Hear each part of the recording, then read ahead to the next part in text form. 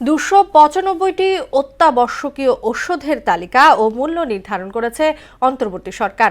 আর এ শিল্পে নেতিবাচক প্রভাব না পড়ার স্বার্থে বাকি সকল ওষুধের দাম নির্ধারণের জন্য দেয়া হয়েছে 4 বছর সময়। বৃহস্পতিবার উপদেষ্টা পরিষদের বৈঠক শেষে এসব তথ্য জানানো হয়।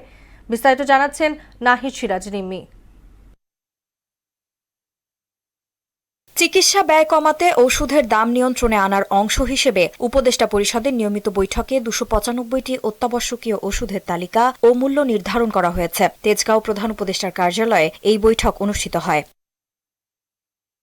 পরে ফরেন সার্ভিস একাডেমিতে আয়োজিত এক ব্রিফিংয়ে এ তথ্য জানান প্রধান উপদেষ্টার বিশেষ সহকারী অধ্যাপক ডক্টর সাইদুর রহমান। অত্যাবশ্যকীয় ওষুধের তালিকাভুক্ত ওষুধগুলোর সবগুলোর মূল্য সরকার কর্তৃক নির্ধারিত হবে এবং এই নির্ধারিত মূল্যের বাইরে যারা আছেন তাদেরকে এই মূল্যে পর্যায়ক্রমে আসতে হবে। এ সময় নতুন করে 135টি ওষুধ যুক্ত হওয়ায় তালিকা সম্প্রসারিত হয়েছে উল্লেখ করে প্রতিটি ওষুধের জন্য নির্দিষ্ট মূল্য তালিকা প্রকাশ করার কথা জানান তিনি। আর এ শিল্পে নেতিবাচক প্রভাব না পড়ার স্বার্থে বাকি সকল ওষুধের দাম নির্ধারণে 4 বছর সময় দেওয়ার সিদ্ধান্ত নেওয়া হয়েছে।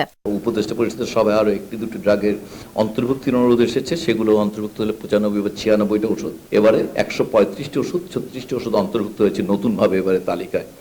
এবং মূল ব্যাপার সেটা হচ্ছে যে এই তালিকায় অন্তর্ভুক্ত ওষুধগুলোর ক্ষেত্রে আসলে এটা সরকার কর্তৃক একটি নির্ধারিত মূল্যে ওষুধগুলো বিক্রি করতে হবে।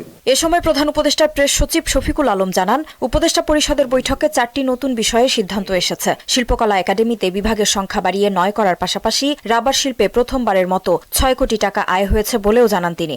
ডিপার্টমেন্টের সংখ্যা কম ছিল, এখন এটা বাড়ানো হয়েছে, এখন 9টা ডিপার্টমেন্ট থাকবে সরকার কর্তৃক। আপনারা জানেন যে শিল্পকলা একাডেমির যে বোর্ড আছে সেখানে এখন সরকার আমাদের যা নৃগোষ্ঠী যারা আছেন তাদের মধ্যে থেকে একজনকে নিয়োগ করতে পারবেন, এটার একটা বিধান রাখা হয়েছে। এছাড়া স্বেচ্ছাসেবক দলের সদস্য সচিব মুসাব্বির হত্যার আসামিদের গ্রেপ্তারের চেষ্টা চলছে বলেও জানানো হয় ব্রিফিংয়ে। সম্ভাব্য আক্রমণকারী তাদেরকে শনাক্তের চেষ্টা করা হচ্ছে, তবে এখন পর্যন্ত এই মামলায় কোনো গ্রেপ্তার নেই। নাহিদ সিরাজ নিম্মি, মোহনা সংবাদ, ঢাকা।